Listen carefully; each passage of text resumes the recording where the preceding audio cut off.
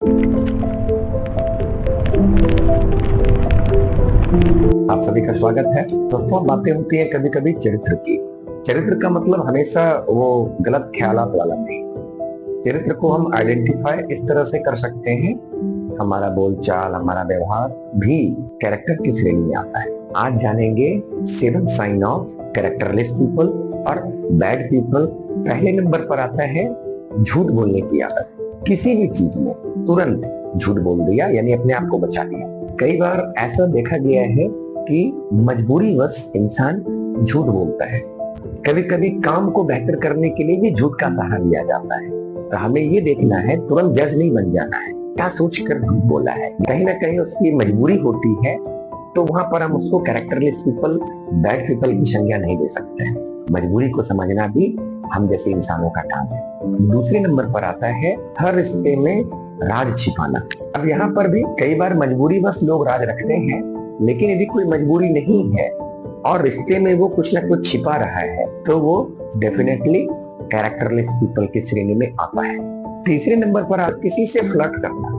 राह चलते कोई मिल गया, मोबाइल नंबर आदान प्रदान हो गया, बातचीत शुरू हो गई, जो मिल गया बस उससे दोस्ती बढ़ा ली गई, और फिर फ्लर्ट करना। जो किसी भी इंसान के साथ फ्लर्ट करने की भावना रखता है, वो कैरेक्टरलेस की संज्ञा में आता है। चौथे नंबर पर आता है रिलेशनशिप को सीरियसली ना लेना।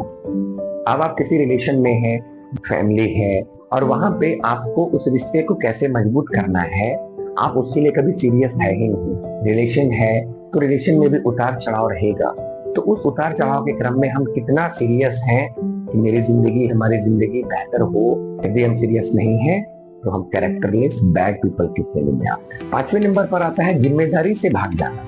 यानी जब जरूरत है तो आप बहाना बनाए निकल लिए, जब ताना देने की बारी आई तो वहां पर ताना देने पहुंच जाते हैं, बहाने बनाते हैं, आज यहाँ है कल वहां है, आपकी गलती है। यानी खुद जिम्मेदारी नहीं लेकर के यदि सामने वाले पर लगातार ताना मारा जा रहा है, तो ऐसे लोग कैरेक्टरलेस पीपल की श्रेणी में आते हैं।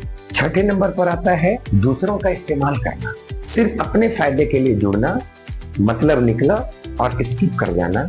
ऐसे लोग जो सिर्फ मतलब के लिए रिश्ता रखते हैं, वो कैरेक्टरलेस पीपल की श्रेणी में आते हैं। सातवें नंबर पर आता है भावनात्मक खेल खेलना। आपका राज पता चल गया है तो उसको लेकर के डराना, कभी प्यार दिखाना, सम्मान दिखाना, फिर दूर हो जाना, फिर ताना मारना। ऐसे लोग जो भावनाओं के साथ खेलते हैं, हमारा राज जानने के बाद हमें टॉर्चर करते हैं, डर दिखाते हैं, ऐसे लोग बैड पीपल और कैरेक्टरलेस पीपल की श्रेणी में आते हैं।